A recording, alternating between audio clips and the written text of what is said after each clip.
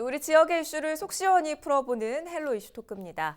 총선 결과 짚어보고 있는데요. 오늘은 4개 지역구 모두를 싹쓸이한 부천으로 가보겠습니다. 이번 총선부터 갑을 병정으로 선거구가 바뀌었는데요. 총선 결과로 살펴본 부천 민심은 무엇인지 조용익 변호사 그리고 이재진 세한대 초빙 교수와 함께 하겠습니다. 두 분 어서 나오세요. 네, 안녕하십니까. 반갑습니다. 자, 민주당이 갑을병정 4개 지역구를 모두 싹쓸이 했습니다. 이런 결과 어떻게 예상하셨습니까? 경기 침체가 있었고 사실은 이제 그 중간 평가 형태가 있어서 네. 초기에는 민주당이 고전할 것이라는 예상이 있었는데 일반적 예상과는 달리 치러진 그 선거였고 네. 또 특이하게 대통령의 지지율이 굉장히 높은 상태에서 치러진 선거였습니다. 뭐 잘 아시는 것처럼 코로나19에 대한 긴급 재난에 대해서 정부 여당이 힘을 실어주고 국난을 조기 극복하자 이런 국민들이 정부 여당에게 기대를 해준 것이고 반면에 이제 보수 야당의 경우에는 그 정권 심판의 프레임이 먹히지 않은 선거였다.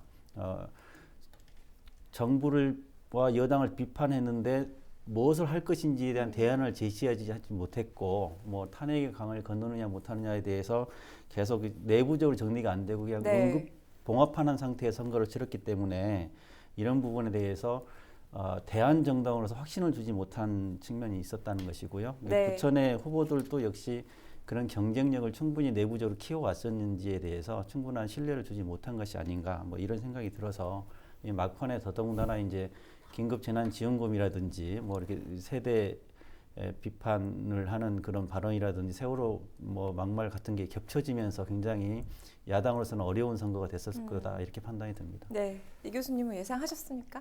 네, 일단 쉽지는 않을 것이라고 생각을 했었습니다. 네. 그렇게 봤었던 이유 중에 한 가지는 이제 지난해부터 계속 이어져 왔었던 대통령의 지지도에 대한 국민들의 평가, 네. 그러니까 정당의 지지율 이런 것들을 보았을 때 미래통합당 그 전신이었던 자유한국당에 대한 보수에 대한 정당 지지도가 사실은 30%를 넘어서질 못했었거든요.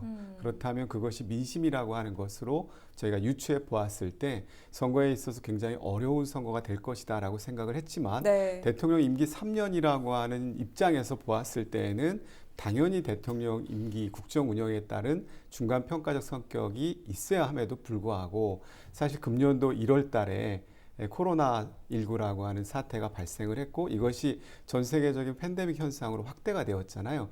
그렇게 되는 가운데 우리나라에서도 굉장히 많은 사람들이 급격하게 코로나 확진이 되고 사망자 숫자가 늘어나고 함으로 인해서 국민들이 이것을 중심으로 해서 또 국가를 중심으로 해서 이 난국을 극복해야 된다라고 하는데 일념을 좀 갖게 되면서부터 정책이라고 하는 부분에 대한 국민들의 어떤 그 지지라든지 또 공감대라든지 이런 것들을 확보하는 데 좀 어려움이 있었던 것 같고요.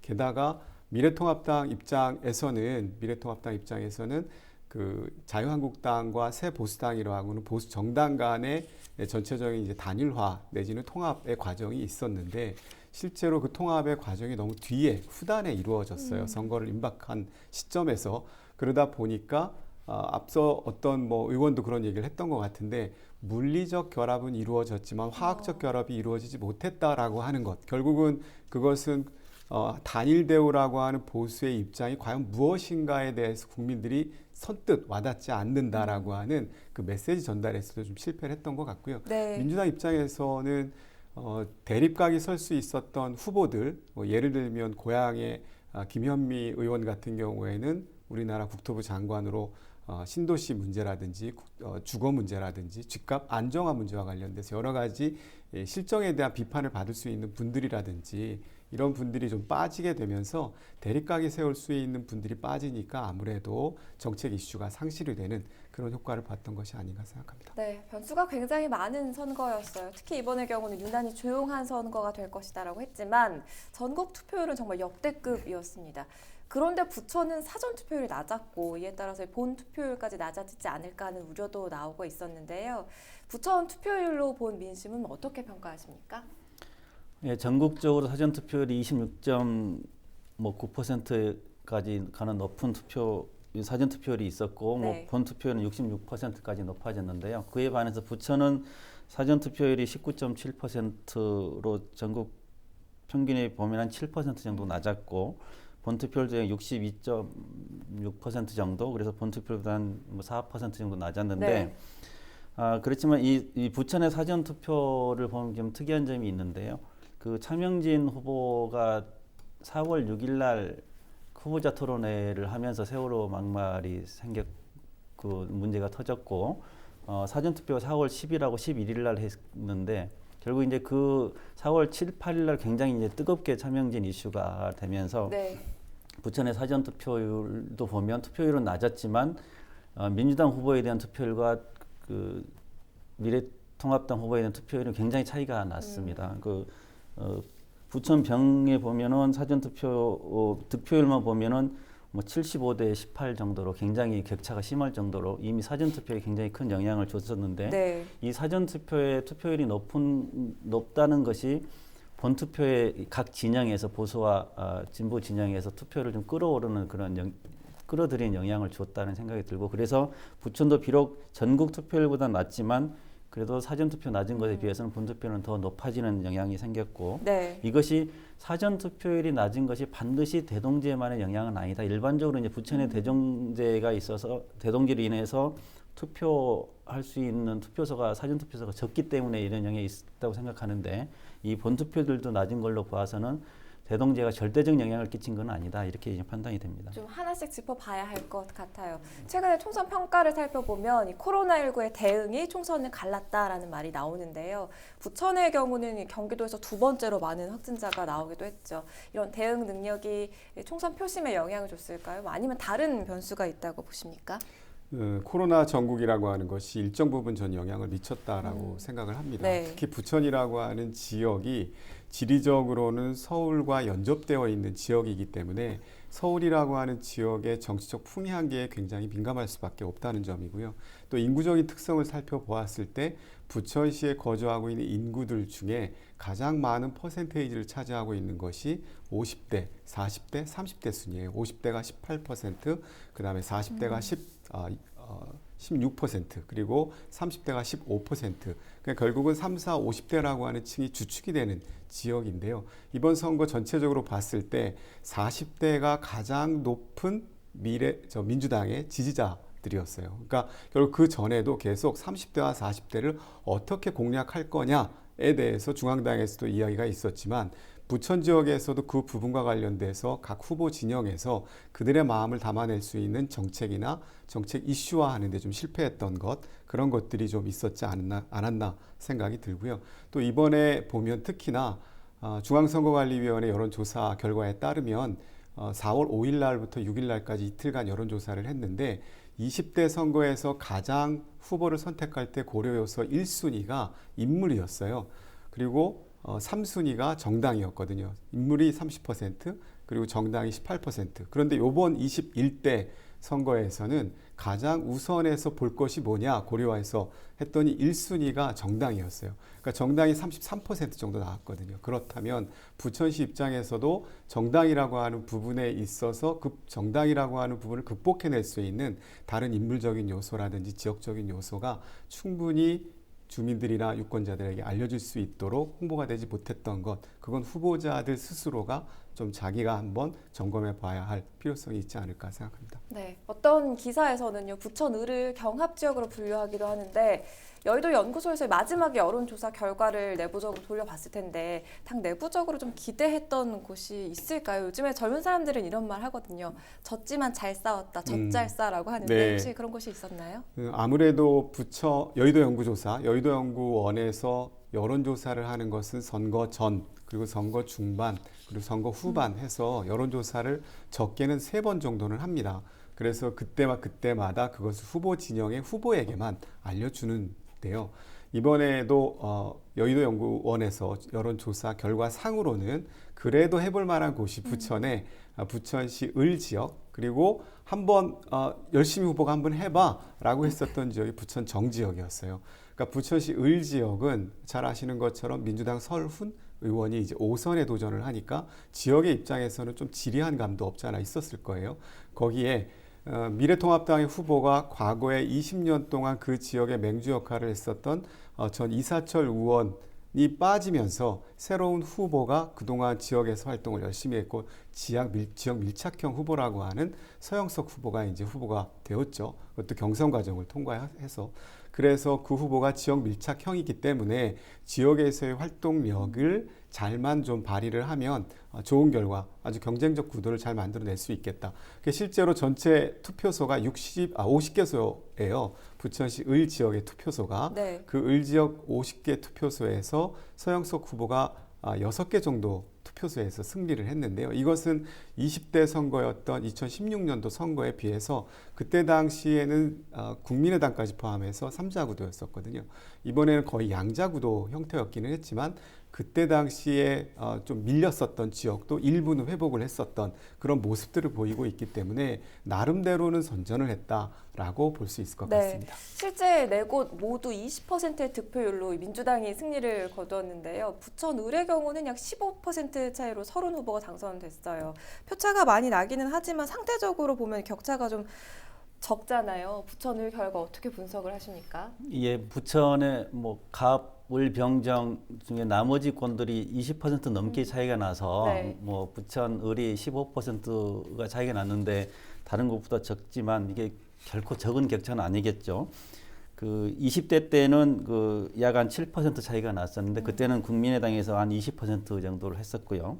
19대 때는 새누리당과 서른 의원이 했을 때는 약 12% 차이가 났기 때문에 네. 격차는 더 벌린 것이라고 이렇게 보여지고 그렇네요. 있고요. 예, 부천 을에는 일부 아파트 단지에 보수층들이 좀 거주하고 있는 곳이 있고 또 시청역의 택지 개발이라든지 상동 영상문화단지라든지 특고업이라든지 외곽 순환고속도로 교통 문제라든지 또 지역의 아파트 값이라든지 이런 부분에 대해서 서로의 이제 논란이 되는 부분들이 있고 또 해결해야 될 문제들이 있기 때문에 이런 부분에 관심이 있어서 일부 이 부천 을에 대한 관심이 많기 때문에 이 투표율에도 영향을 줬을 것이고 일부 진보와 보수 쪽에서 서로 이렇게 적극적으로 참여했던 것이 원인이 아닌가 싶고요.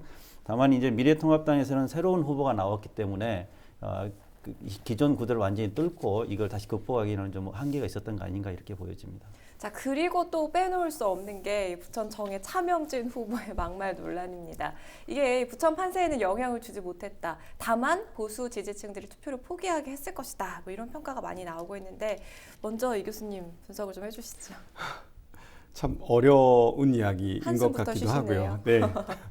그 부천 병 지역에 차명진 후보가 굉장히 직설적인 성격을 가지신 분이에요. 그래서 아마 이번 선거에서도 굉장히 이슈가 됐던 것 같긴 한데 개인적으로 이슈가 돼서 전국적 지명도와 인지도가 높아졌을 수 있을지는 모르겠지만 그로 인해서 당에게 사실은 긍정적인 영향을 미쳤을 거라고 저는 생각하지 않습니다. 네. 앞서도 말씀하셨던 것처럼 세월호 막말이라고 하는 사태가 벌어지기 전에 당에서는 이미 4월 1일부터 막말이라고 하는 프레임에 갇혀 있었어요. 부천이 아니라 인천에서부터. 그리고 그 이후에 서울 관악에서 모 후보가 노인 폄하 발언, 장애인 발언, 그리고 청년 무지 발언. 그런 발언들이 이제 축적이 되고 있었던 터에 마지막 한 방을 더 날린 카운터 펀치가 세월호 막말이었던 것 같아요. 이런 것들이 누적이 된 가운데에서 4월 10일, 11일 날 사전투표가 진행이 되었기 때문에 사실은 그 부분이 일정 부분 영향을 좀 미쳤을 것이라고 보고요. 네. 특히나 지난 2018년도 지방선거에서도 이부망천이라는 발언 때문에 당시 자유한국당의 많은 후보들이 부천 지역의 많은 지방선거 후보들이 어려움을 겪었었거든요. 또다시 그것이 부천이라고 하는 지역에서 시발이 되었다라고 하는 점에서 굉장히 안타깝다라는 생각이 들고요. 더 큰 문제는 이러한 사태가 발생이 되었을 때 지도부의 행동이에요. 이러한 행위가 더 이상 확대가 되지 않고 다른 선거에 영향을 미치지 않게 하려면 단호한 모습을 보여야 되는데 사실은 그때 당시에도 차명진 후보에 대해서는 결국 제명이라고 하는 것을 하지 못하고 네. 제명을 안 하고 탈당 권유 그리고 나중에는 즉각 제명이라고 했지만 그 기간이 약 한 6, 7일 정도를 끌었거든요. 결국 세월호 막말이라고 하는 것이 결과론적으로는 선거 막판까지 이슈화가 되었던 그런 것들은 지도부 리더십에 문제가 있었던 것 아닌가라는 지적에서 자유롭지 못할 것 같습니다. 네, 조 변호사께서는 선대위원장을 맡기도 하셨는데 민주당 내부에서는 이 막말 논란이 어느 정도 영향을 미쳤다고 분석하고 있습니까?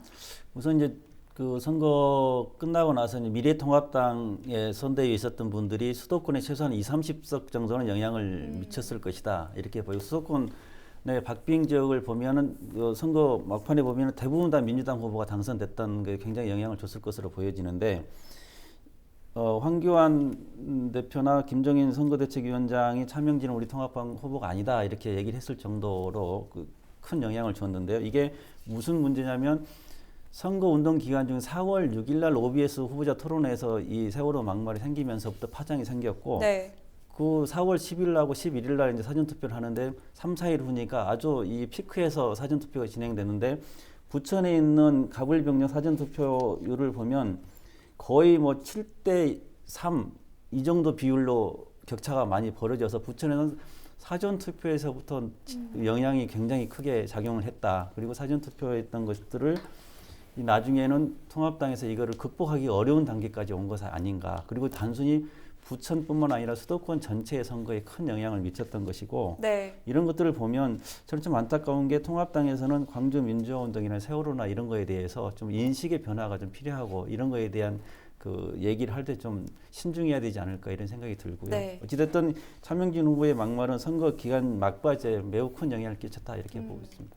자, 이제는 지역의 현안을 좀 짚어보죠. 부천의 경우에는 지금 3개 신도시를 비롯해서 종합운동장 역세권 개발, 또 GTS B 노선 등 아주 굵직굵직한 사업들이 많이 있는데 이번 총선으로 뭐 어떤 변화들을 좀 가져올 수 있다고 보십니까?